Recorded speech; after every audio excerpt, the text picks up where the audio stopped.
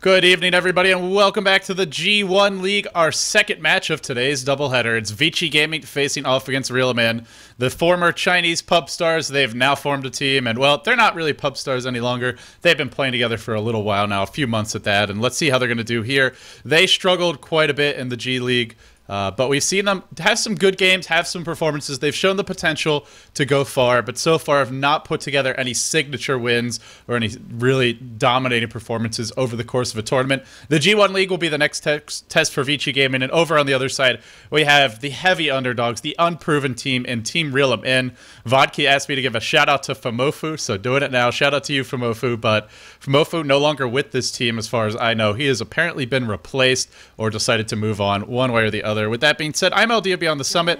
Of course, you're watching the G1 League. If you want to watch this on their website to support them, go to g1.2p.com. And I'm joined here by Luminous, who is casting for the comfort of the couch. I'm yawning profusely, so this couch is You're also really out. quiet, by the way. I am very quiet. Let me change that. Yeah. I told you that mic was a little far away from your face, Bubba.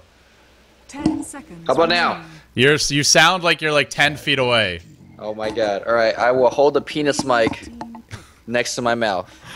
Are we good? Do you really have to say that? You're still a little bit quiet, to be totally honest. But, I mean, if you could get the microphone, you know, in a proper position so we can hear you clearly, that would be just fantastic, Lumi. I realize that you want to basically be in bed right now, but some of us are trying to cast a game of Dota, alright? In the meantime, guys, Rilimin, they've started the draft with the first pick. They go for the Darkseer. Not opted to take Keeper of the Light. Batrider, Nyx, Nakes, and then, of course, the Magnus are 4 bans. Pretty standard bans at that. And, Lumi, how you doing? I don't... Now you're good. Loud? You're good. I'm good? Are you sure? Yeah. Okay. I hope so. You sound better. I sound better indeed. Alright, sorry for that technical mishap.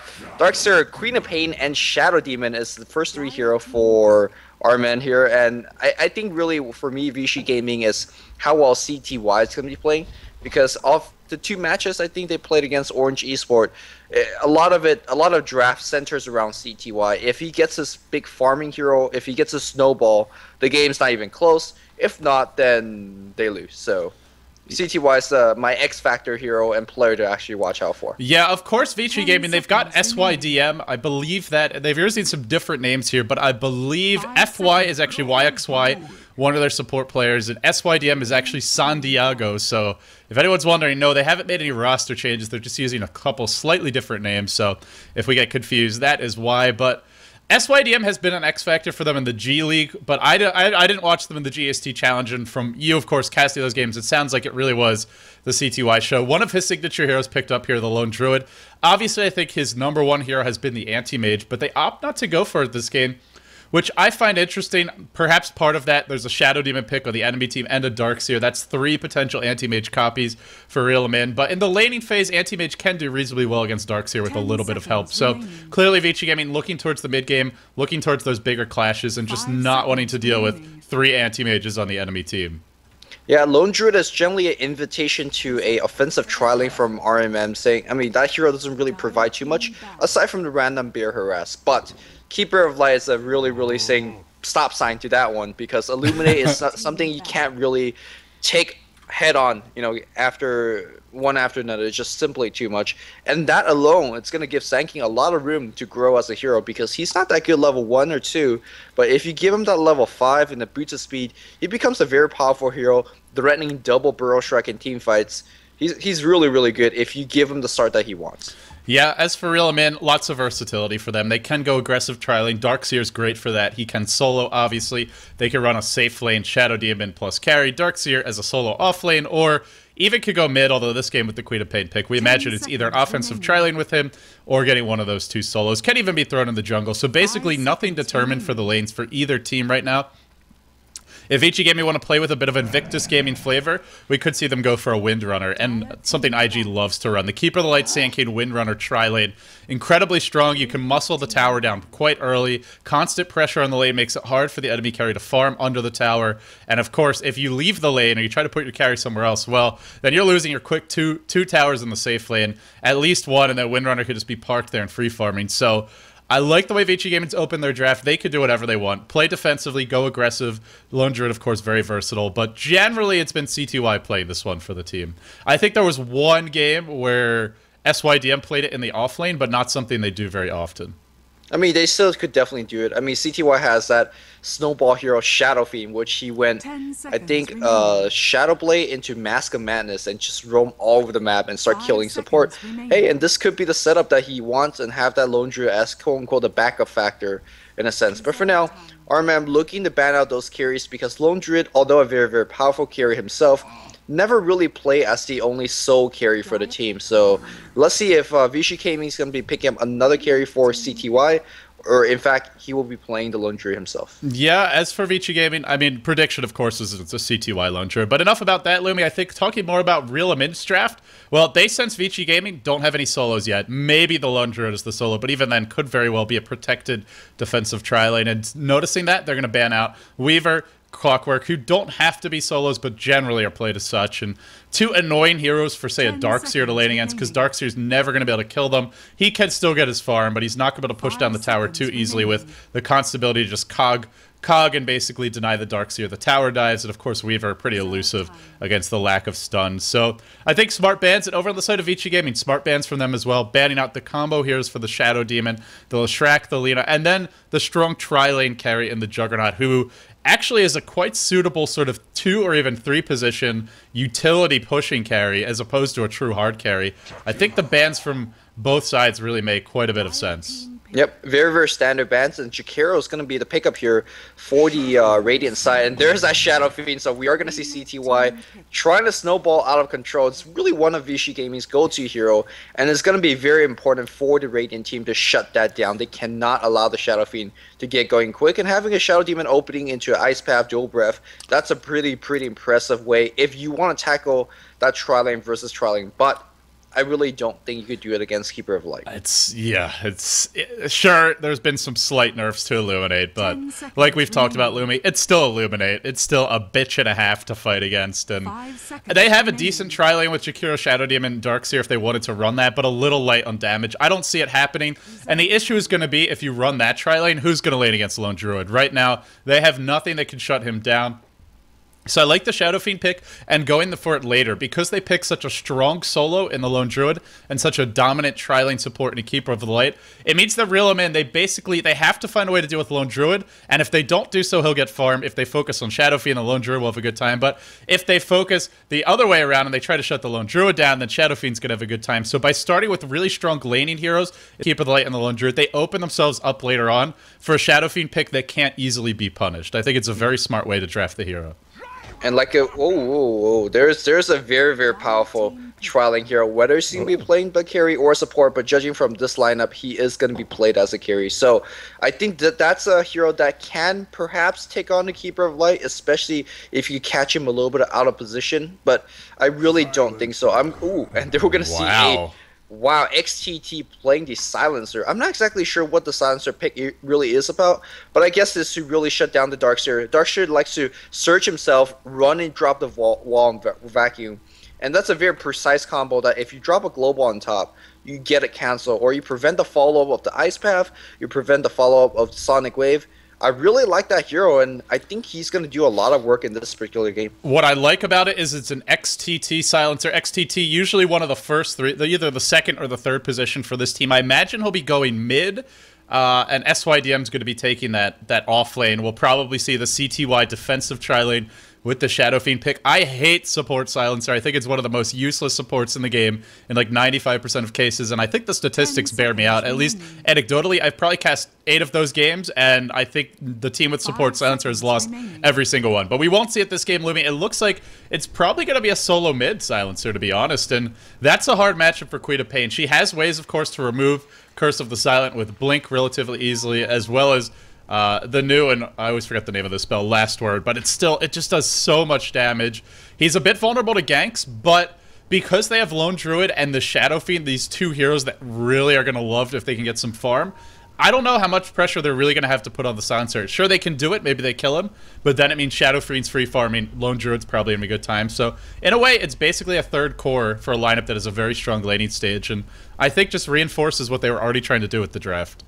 Yeah, the silencer solo mid definitely has its issues though. He doesn't push the lane well, which he kind of gets bullied by Queen of Pain. Queen of Pain could push out the lane, grab the runes freely, or gank and not really get punished because silencer, well, he's not exactly a great pusher. He's not going to down a tier 1 tower. Silencer can't really gank himself. I mean, he does have last word, which is high damaging, but it's not an instant damage nuke, which you sometimes kind of need. So you look towards that silencer, basically will park his butt on the mid lane and press global whenever his allies needs it, and hopefully will passively win the lane by harassing Queen of Pain. But Queen of Pain is going to be left to her own devices, whether she wants to gank or roam or do whatever else she wants. But for now, XCT playing that silencer. We're going to have CTY playing that Shadow Fiend, FY playing the Keeper of the Light. We have San Diego going on the off-lane Lone Druid, and last but not least, Sand King being handled by Finra. Yeah, so that pretty much covers Vici Gaming as I, well, belatedly are going to check them out. Actually, it's going to be, looks like SYDM's going mid on the Lone Druid, so aggressive tri-laning with this silencer. Okay, not a lane I expected, but we can talk about silencer's strength in the tri-lane in a moment. I imagine we'll see some Curse of the Silent from him, at least at some point. But before we do that, Lumi, let's introduce Rilimin, your Oceanic upstarts.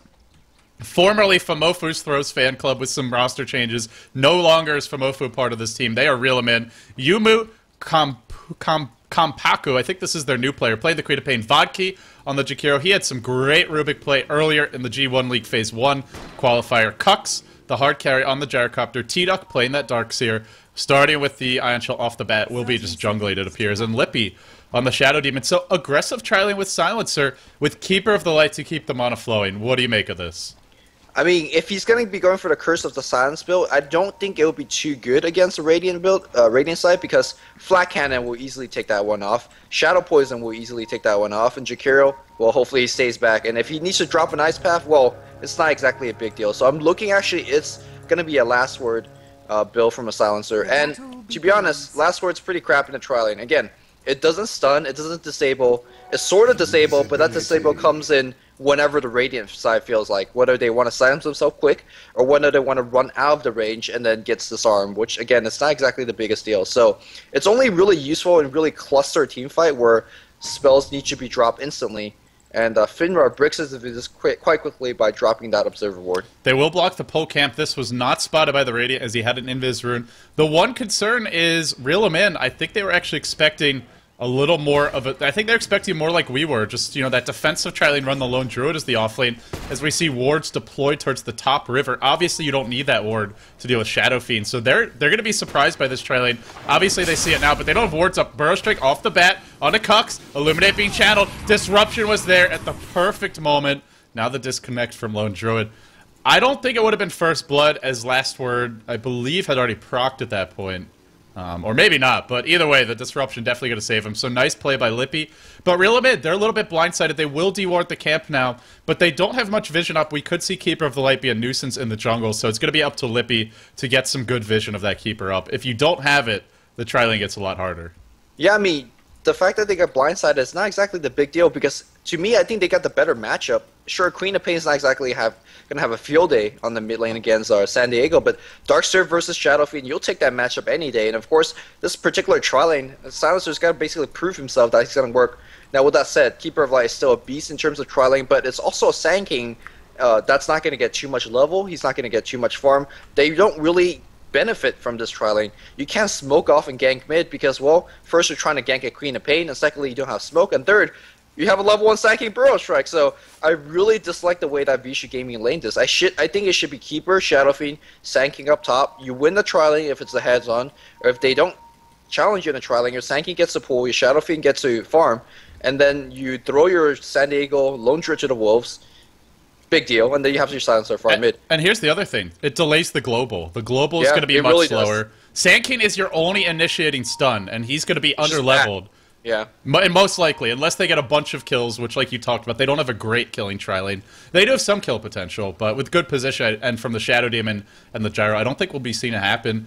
I'm inclined to agree with you, and that's why I was totally kind of surprised. Obviously, Rilimin wasn't expecting this either, because they placed that Observer Ward top, which is not going to do a whole lot for them, given that there's an offensive tri-lane. It could work. There's some synergy between these two heroes. The main thing is Vici Gaming can really put a lot of harassment on this Gyrocopter, but T-Duck potentially can really snowball. He can get a fast mechanism. CTY was pulled, so he'll have an okay time. He's actually sitting on a lot of regen right now, but missing a few last hits here and there under the tower. Not quite his flawless farm, but still pretty damn good. I'm sure it'll pick, well, for a Shadow Fiend, last hit under his tower without an early Wraith ban, it's pretty damn decent. I imagine we'll see it pick up, but a matchup where maybe T-Duck looks to dive him, a little bit dangerous to do so. One Shadow Fiend is that level 2, level 3 raise. You can die even from mostly full HP if you get hit by the raises, so probably we'll just see T-Duck creep skipping and constantly putting pressure on this lane. Yeah, and let's see if T-Duck does have that farm that Brax did, basically farming in the lane, farming in jungle. Oh, he's doing it now. Very smart. Exactly what he needs to do to basically race ahead and get that quick mech or pipe or whatever he thinks he needs. It looks like they're going to challenge this pool, and this is why Keeper of Light is one of the best hero in a tri-lane, one of the best hero period, because if he wants to offensive tri-lane, looks like they're going to make it go. Ice Path is going to follow through here on XTT. Where's the Rocket Barrage? Looks like the Creed Wave is taking a big part of that. Illuminate's going to fire to ward him away. Gyrocopter can't really do too much. Finra is going to be on the run. Another Ice Path. Long range, low cooldown. One of the more broken early game spell, but it doesn't do too much damage. A couple more right clicks. Sandstorm's going to be used. He's on the run. He's so slow. Another Ice Path should be able to do it. He's not going to go for it. Going for the double damage rune. And that's going to be it for the engagement. Wow. I really thought they would have him there, but it seemed like Kux had... I don't think he was blocked. He was sitting here just trying to splash Flat Cannon through. They initiated on what? Oh, backstab mid lane. Yumo Kampaku, this is a risky dive against the Lone Druid. That bear could just do a lot of additional damage with the two sources. In the end, not going to commit to the gank, but putting the pressure on. And this mid lane compared to Pycat's Lone Druid, boy, he was like 12 and 12 against a decent ranged mid. This game, well, having a bit of a tougher time sitting. Actually having an awful time. Sitting 4-2, first blood, gonna be Lubby. Gets picked off at the full camp, and now the pull gonna be stolen as well. So, Rilimin, little miscoordination. I mean, the big thing for me was there wasn't proper focus fire bottom. Kux was chasing one way, while the rest of the team was chasing Sand King the other, and they miss a first blood, and then it gets turned around on them.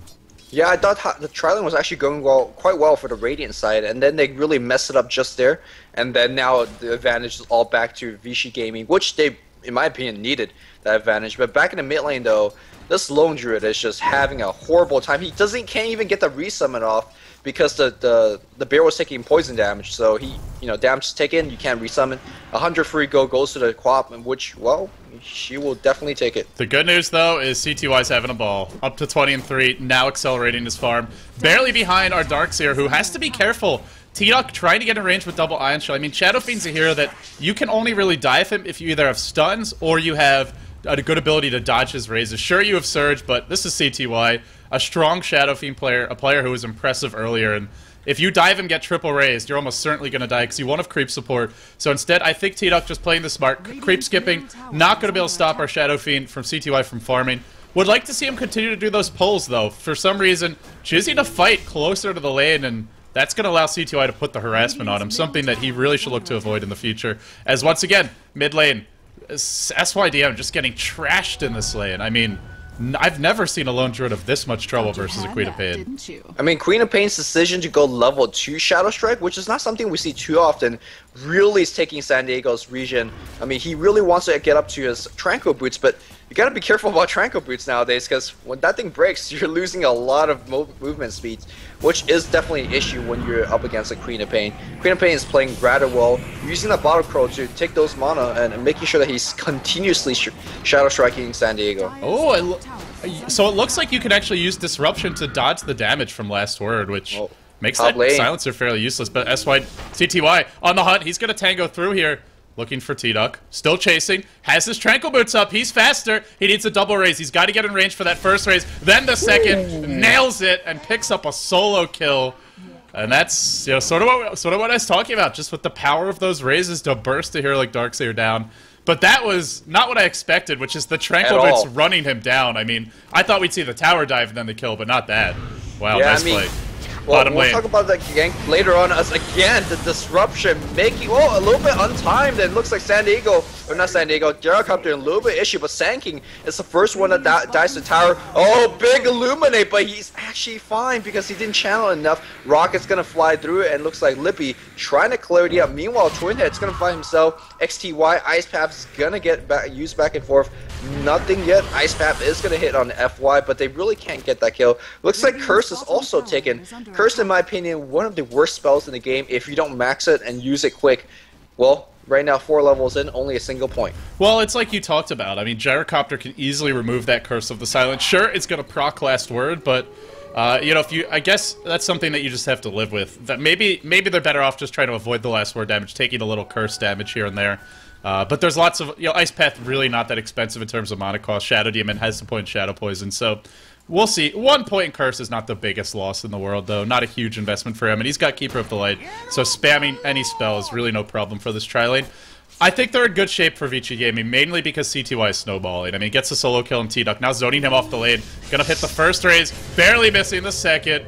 And top lane is just not safe anymore, forcing the TP in from a hasted Queen of Pain, who's Ion Shelled up, looking to dive this tower. This will be potentially double Ion Shell. This may be a kill. Where's the backup? Are there any TP scrolls? There are, but not on heroes who can fully punish a Queen of Pain. No Sand King, but that'll actually be enough to drive this Queen of Pain back, so forcing the TP, but that's pretty much it.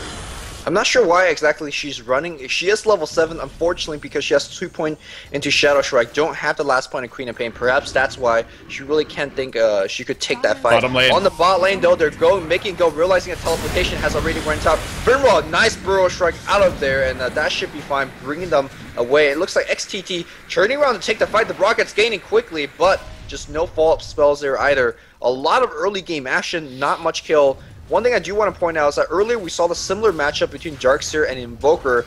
The big difference between Invoker and Shadow Fiend is that, well, Shadow Fiend could easily decimate that creep wave with a couple of raises, so that Iron Shell never really get that push. Because of that, Shadow Fiend could easily get off of this lane and start challenging Darkseer and prevent him from doing the backstab or the creep skip, and that's really slowing Darkseer's farm quite a bit. I gotta say, I'm really worried for Rilimin right now. Look at how fat CTY is. 3,400 net worth. We're 8 minutes in.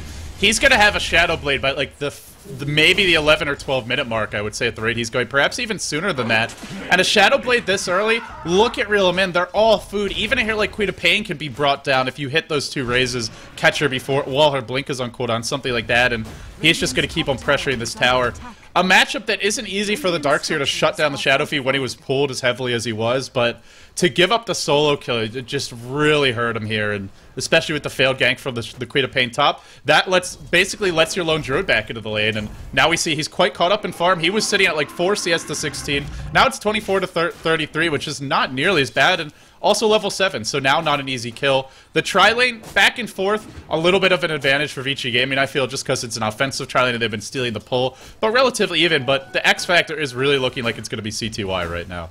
I mean, back in the mid lane, post level 5, Lone Druid, really, you gotta respect the Entangle, because if you Entangle, you basically lose half your HP instantly. So that really is gonna slow down the harass coming in from the Lone Druid, or from the Queen of Pain. Also, because he's got level 6 and Tranquil Boots, you're really never gonna harass him, out-harass him. Look, he's actually dropping Shadow Strikes at the Bear, which I think you're doing it wrong if that's the case. Too bad. Well, it's like, what else can you do? You can't go on the hero because he's got 1 billion HP in armor, 13 armor right now, and quite tanky at that. The Bear's something you could actually chip away at, but the problem is you're not driving SYDM out of the lane. Maybe he's got to resummon his Bear.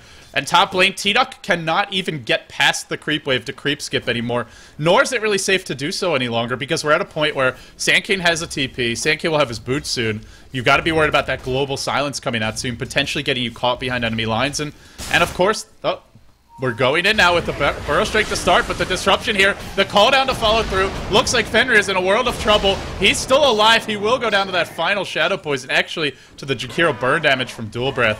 But still, no pressure on the Shadow Fiend, and looks like that was really the plan for Vici Game. It was run this aggressive tri-lane. We don't really care how it goes. We think we'll do well with Keeper, but we make sure that CTY gets a 1v1 matchup he can do well in, and it's paying off right now. I mean, again, that aggressive tri-lane, in my opinion, right now, don't need to be playing aggressive, and they shouldn't be playing aggressive. CTY's dominating that lane up top. Iron Shell can't even let T-Duck farm, because look at the damage on Shadow Fiend. He's over 150. He could just deny every single creep in the lane from that Iron Shell. Same thing on the mid lane, a passive victory here for San Diego. So all the bot lane literally needs to do is not throw, and they would be fine. So don't really need to initiate or give up those free kills. Oh no, Burrow Strike misses. That would have been death for T-Duck. But Fenrir only has the level 2 Burrow. Now the TP out. Should be able to get away in time. And that's fine, right? They don't get the kill, but CTY getting free farm. He's got that Shadow Amulet on his stash. And once that the Shadow Blaze out, he doesn't even need to leave the lane. He can keep farming and basically once in a while just go for those passive free kills on that Shadow, on the Darkseer. Just sneak up behind him, right-click a couple times, and raise for the finish. Yeah, anybody will be an easy kill for him. Even a hero like Darkseer, you could just kill him before he's able to surge away, unless he's at full HP and gets the surge off immediately. And it's only a level 1 surge, which doesn't last forever. Gonna look at the tower deny here, but the raises doesn't even need the raise. It's just too much damage. Now driving T-Duck backwards. They're dual laning bottom, and it's working for the moment. They'll go in on XTT now. I think he's got the global online. He does. Will he pop it? Too late. He will pop it, actually. Drops anyway. They don't really get a trade for that, so nice work by Rilimin, at least baiting out the global. I think that should have just been held on to for a rainy day. But in the end, Shadowblade is still out. 11.5 minutes in, right on cue. Pretty much as fast as you can look at a Shadowblade. And Lumi, he's sitting almost 7 CS a minute. Yeah, you said he needs to snowball. This is a little bit more. This is an avalanche coming the way of Rilimin. This is actually a pretty standard CTY. This is what I mean by snowball. He goes out of control. Back in the mid lane, San Diego takes down a tier 1 tower by himself. Again, Queen of Pain really can't too much about that. I thought XTT dropping that global was kind of a big misplay, as there's a gank they would want global now, don't have global, and because of that, solo mid's gonna drop down here. Well, they're gonna try, still very tanky, still looking for the kill. San Diego gonna get the entangle off. There's that 1 kill, and CTY has joined the fray. There's a 2nd kill. Well, they didn't need global. He missed a raise, but it's okay. He's got Tranquil Boots. Oh, I thought he could have dove that, but I think he's a little bit worried about additional TPs and just settles for the 1 kill in the end. Yeah, they didn't even need global there. That's, I mean, sure, Lone Jura might have lived, but still, the trade's worth it in the end. Yep. So CTY gonna happily go back up top. There's a regen rune he just picked up. And look at these wards coming in. I love this deep ward in the Radiant tier 2 tower on the top. One of the best way to actually get a kill to stop that Shadow Fiend, TP in, smoke gank, and try to stop him. That prevents it either. I mean, right now Vichy Gaming showing some world-class play, getting the early lead, maintaining that early lead, and Shadow Fiend's one of those carries. Unlike other carries, just go solo kill, and basically you really can't stop that unless you kind of get a smart counter gank or gank him in the first place. And I think a lot of the way this game's developed, it's CTY's individual play, it's the misplay top lane for the Darkseer, but the bigger thing for me was just that Rilimin, frankly, was not prepared for an offensive tri-lane. They were placing wards top, they showed up to the lane late, they weren't able to really prevent Vichy Gaming from getting into the lane, and that makes your tri-lane harder, and it's already going to be tough just because there's a keeper of the lane in the enemy tri-lane. I think a lane that Rilimin still could have done a bit better in, but ultimately just weren't prepared for it, didn't really have the wards they needed, and unfortunately, CTY getting that solo kill, I mean, that's really all they needed, because it was okay for their Lone Druid even to lose mid, and for a while he was, because he's Lone Druid. He doesn't need to have a powerful start. Shadow Fiend is the one who does. That's what CTY gets, and now he's on a roll. Bottom lane, Global is popped right as they go in, and this one will be paying off, will save his life. Again, and that's fine. Ooh, looks like Shadow Fiend a little bit trouble up top. There's a Dust, Queen of Pain's on the case right now, but here comes the Record Soul return race, and look at how low Queen of Pain was. She had 1 HP. She actually had 1 HP. She actually had 1 HP? Yeah. Well, I don't know if I've ever actually seen 1 HP, but there you go. I mean, you can't really blame luck or unlucky. If there's some right clicks involved, then you say min-max damage, but that was all spell damage, so I guess very, very good break still for Queen of Pain getting that 1 kill and stopping CTY. Killing the Shadow Fiend is pretty big because he's going to have to spend the first minute after respawning basically to recollect those souls. Yeah, a hero that you really want to shut down, but he's farmed enough that he can just stack a few camps, do it relatively quickly.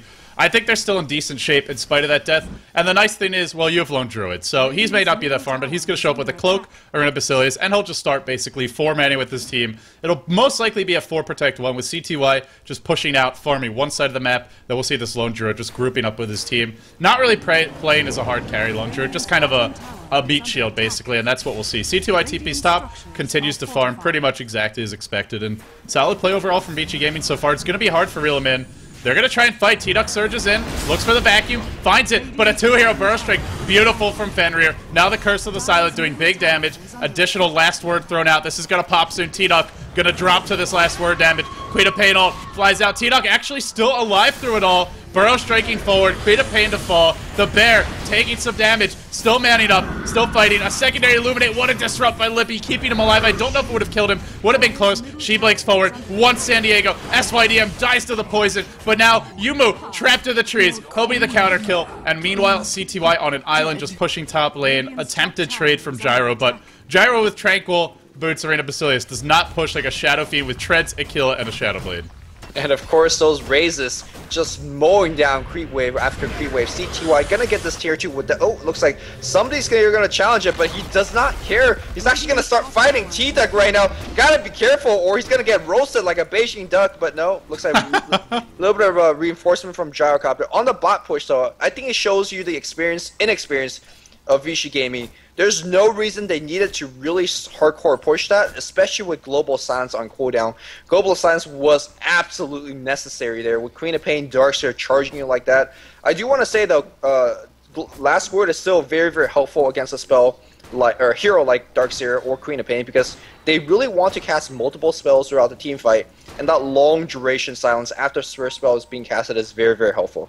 Yeah, he was able to live. The last word damage wasn't quite enough to bring him down, but it got him out of the fight, basically. That's the big thing. And the beauty of the way that Vichy Gaming is playing is however many mistakes they're making, they're fighting while Darkseer is not level 12 or even level 11. So T-Duck will probably see him just take 2 points of wall and sit in that level 1 surge, but doesn't have the wall yet. Once he gets the wall, it'll be a little more difficult for Vichy Gaming for some time to actually force the fight. So I think it was a good opportunity for them to apply pressure. I agree with you, though. Didn't need to commit the way that they did. Could have just sieged with the Bear. But hey, they're going Roche now, I think. No, maybe not. Just going to scout the river out a little bit. But posturing towards Roche. And with a Shadow Fiend with this classic Mask of Madness Shadow Blade, Roche is going to melt. Yeah, all they need to do is basically have the Baron tank, and Shadow Fiend by himself could actually take it, and basically the rest of the team will create space. Looks like the Lone Druid hero, as well as the Spear, is going to walk in. There's a scout. Well, they know it's going to be happening, but there's really nothing they can do, especially not through a global. As I say that, though, dude's got no mana. It's too late. They have level 1. They have level 1 wall on T-Duck. They actually want to fight. There's no way they can fight this. Roche is already going to be dead. Well, maybe they're going to try. Let's see. But Shadow Fiend with 2 lives. Going to be hard to actually take this engagement. And it looks like they'll back off. Force now teleported back top. Again, really nobody could challenge his farm at this point. You really need Queen of Pain with a Scythe of Ice or at least an Orchid to really stop that. He blinks forward here against the Quap or against the Keeper, but Burrow Strike will ward him back off. And now we're going to settle into a rhythm that will favor Vichy Gaming, which is that we can have our Lone Druid and our Shadow Fiend pushing one side of the map, and then in the meantime, Keeper of the Light, Sand King could easily defend. Actually, Phase Boot's the choice for Fenrir because he's got that Keeper of the Light. Doesn't need the additional mana. Maybe Treads would have been the other option, but decides just a little bit of extra move speed will suit him just fine. And they can defend with Keeper. Other 2 carries can push and farm all over the place. And Lone Druid, and especially CTY, push very, very quickly. So the way the rhythm is developing really is going to favor Vichy Gaming because Rilimin just aren't going to be able to counter their split push quickly enough. Yeah, so, I mean, again, as a caster, we got to really figure out what exactly the Radiant needed to use. Global gets dropped. Oh, they wanted to get this kill on Queen of Pain. That's why it was dropped, but it looks like CTY didn't quite have the opening he hoped for. He was thinking about a Requiem, canceled the channel, went for the auto attack. I believe if he had just been a little more patient, actually cast the Requiem, and then the silence came out, with the slow and the Mask of Madness, Lothar's Edge, you should be able to bring him down, but a bit of a misplay there. Meanwhile, bottom lane, San Diego trying to run away, but here comes the Burrow Strike. Burrow Strike's into an Ice Wall, now into the cooldown. Sentry once deployed, force staffing Fenrir, trying to get him out to safety, but here comes CTY. Oh boy, this is gonna hurt. This big, bad Shadow Fiend cleans up one, wants some more, and the chase is now on. The TP's got to happen. You aren't outrunning CTY. He's got Mask of Madness Shadow Blade. He's virtually max move speed. Look at him go. Look at him just hulk down the lane, looking for that Shadow Blade. Not using it yet. Wants to wait until after he gets disrupted. He will be disrupted now. Now going to be cursed, but there's your last word. Basically one auto attack. Lippy will die to this. He might die anyway. Yep, he will. He goes down. And, well, they can't really force fights the way that they're doing, unfortunately. I don't think they could force fight. I don't think they could really react well to fight because if you never force a fight, that global is always going to be in reserve. So, Vichy Gaming, it seems like they cannot lose this without some big throw. Although with that said, Vichy Gaming did have a huge throw against MEFC, I believe. I think I even called them the EG of China at one point during that humongous throw. It was bad. It was strong words. Really bad. They're a young team. They're an inexperienced team, and I guess that's part of the growing pains. So we'll see if it happens here. But this is a big lead. Vichy Gaming just Hunting? He's not gonna Rec Room under that? That's a free kill. There's a BKB on Hux. Uh-oh, but he's already too low. He's dead. Yeah, BKB drained down the charge as well. Down the drain as well. That's a big win. Getting rid of that 10-second BKB charge, putting your gyrocopter on the sidelines at CTY up to 3.4k. I imagine maybe we'll see the Manta style, but most likely even something just like a butterfly, just to allow him to man up in these fights. Potentially the BKB. Whatever he wants, he can have it now, and he's really, really fat. So notice about the Shadow Fiend, a lot of, I mean, if this was the old Tranquil boost, you keep your Tranquil for, you know, as long as you even want. This new Tranquil boost, it's really, it really encourages you to swap it away, because again, you don't want to lose movement speed in the middle of the team fight.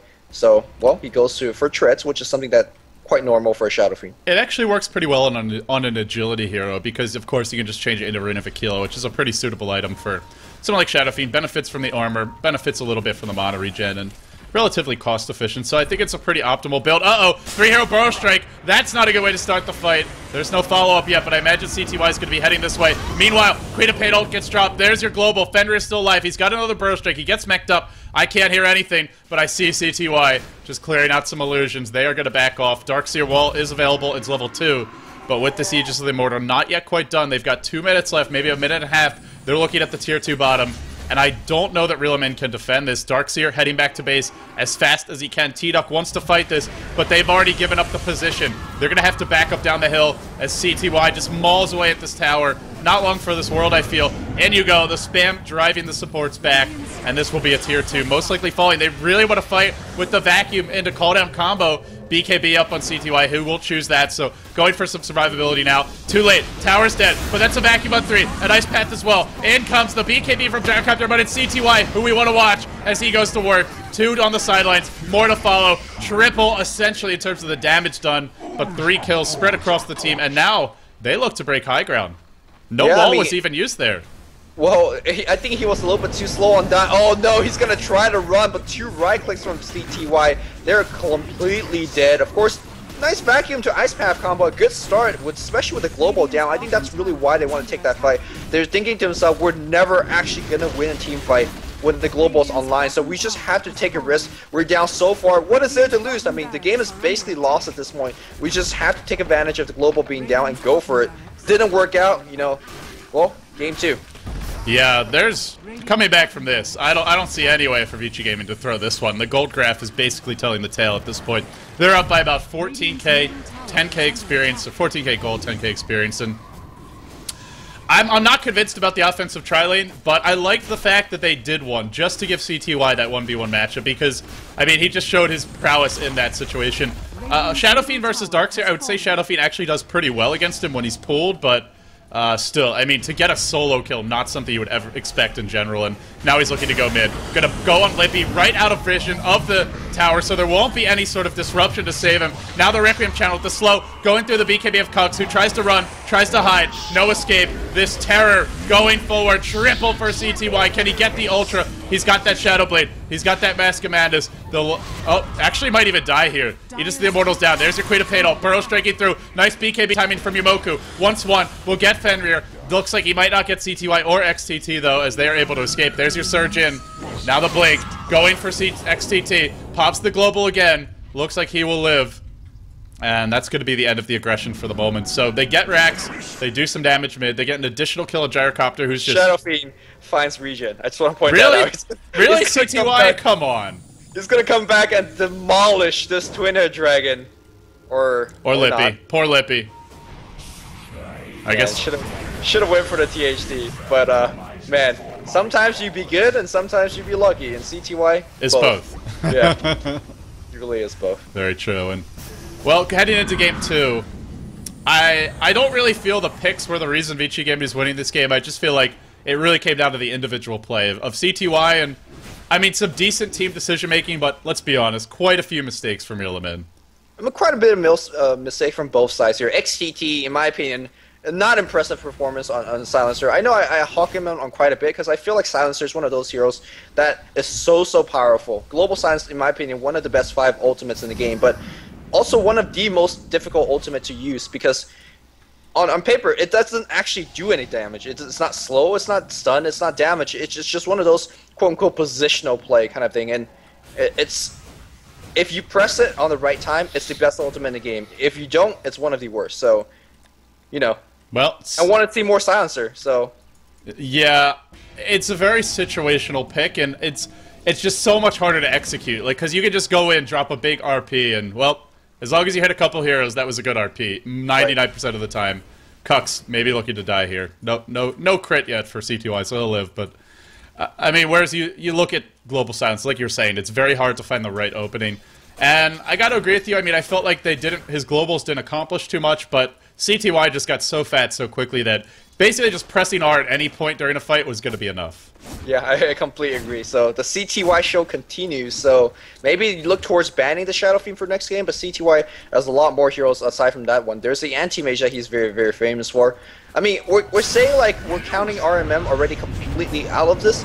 Can they hopefully turtle in some way as Queen of Pain about to get entangled? Yeah? Oh, okay, no. They have a strong turtling lineup. They've got a lot of AoE. The issue for me is they don't have much physical damage. Their Gyrocopter is a BKB, Tranquil Boots, and Rena Basilius. So how are you going to kill a BKB Shadow Fiend? How are you going to kill a Lone Druid as a Cloak? I mean, it's going to take you a while to bring these heroes down. And if there's an Aegis up on CTY, then he comes back and does it all over again. And well, this might end the game a little bit quicker. Going to find another solo kill on Lippy. That Masquerade is really showing its prowesses. This is, you know, this build does not work in 5v5 combat unless you're really far ahead, but fantastic for just creating map presence and essentially putting pressure on the enemy supports. Yeah, I mean, this build is designed to get him far ahead, and basically when he's far ahead, your supports can't even leave the safety of your tier 3 towers, and, well, Lippy tried, and he's going to be dead. San Diego, oh, Vacuum, Ice Path, they're going to try to burst him down, and these are the random pickoffs that, again, they're not going to lose the game because of it. Oh, they're going to pay for this. Take the fight. Oh, here we go. Epicenter, but no, looks like the call down a little bit too slow. Shadow Fiend comes in from behind, and he's going to be on cleanup. And he's going to get every single kill here. Yeah, I mean, that's sort of what we were discussing is, sure, maybe they can kill the Shadow Fiend, maybe they can kill the Lone Druid, but it's such an investment to kill them. And then the other one just comes in, cleans house. And the other one, generally being CTY this game.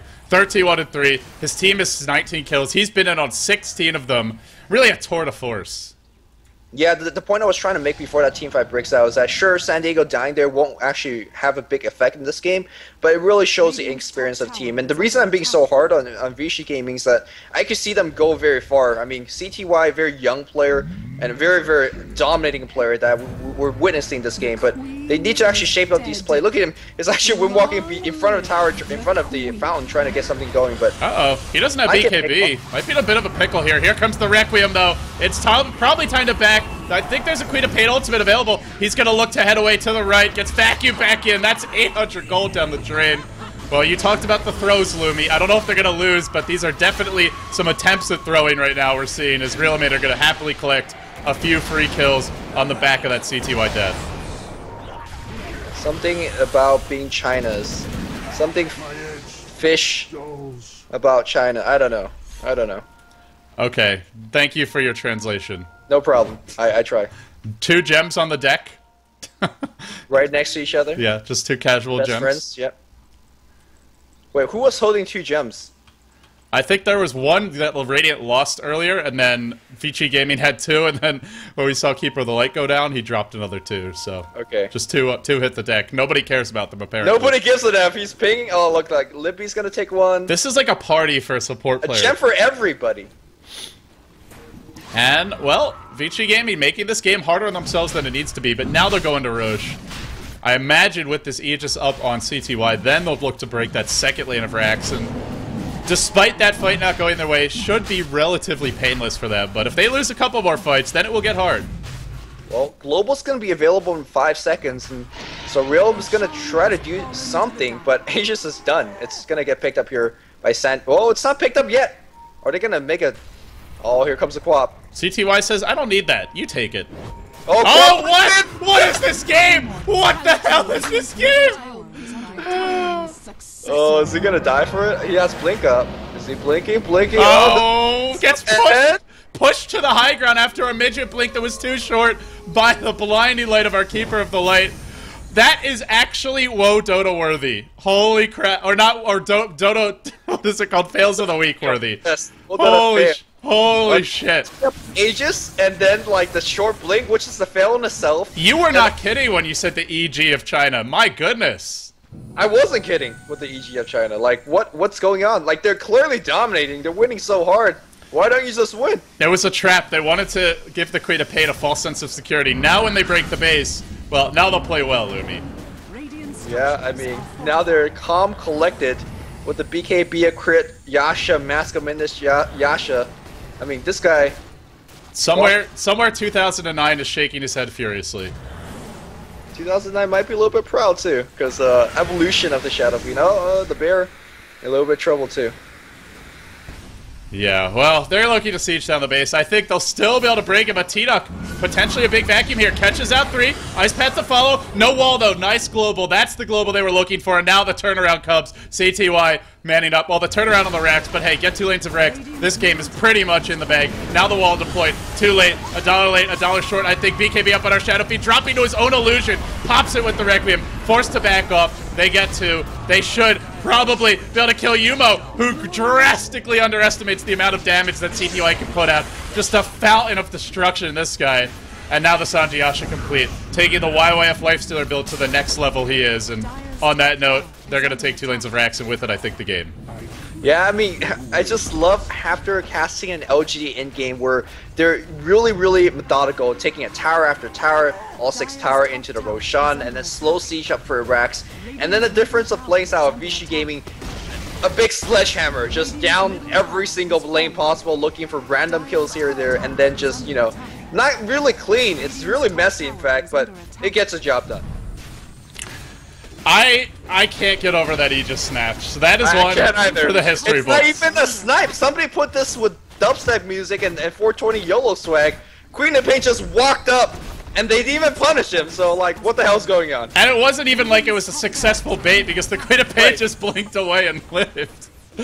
Oh my goodness, that one goes in the fails of the week. I mean, really the fails of the year, because this happened in an official match for the G1 League. The most, I would argue, if not the most prestigious tournament, that's certainly top 3 or so outside of the International 2, and as far as money goes, the best. As far as having an international or roster of team goes, the only tournament to do it outside of the International, and to play like that in a tournament like this, well, Vichy Gaming not going to get away with that sort of shenanigan against a better team. That being said, Rilimin were really far behind, but if the game was a bit closer, that could have cost them, man. That really could have cost them. I mean, we're being really, really hard, because this game They gave up an Aegis! They did! Alright, but we're being really hard.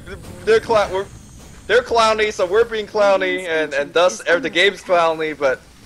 But see, I mean, based on the fact that you said they actually lost the game due to these kinds of mistakes, it's one thing to mess around when you're ahead, but when you lose big games, like the GST Challenge, which had some premier competition, then you got to worry a little bit. And, well, we'll see if Vichy Gaming buckles down. They are a young, inexperienced team. There's time for them to mature, solidify their decision-making, but my goodness. Still, all things considered, Lumi, CTY Shadow Fiend, a scary beast and a half. Definitely the case. Looking for a ban in Game 2.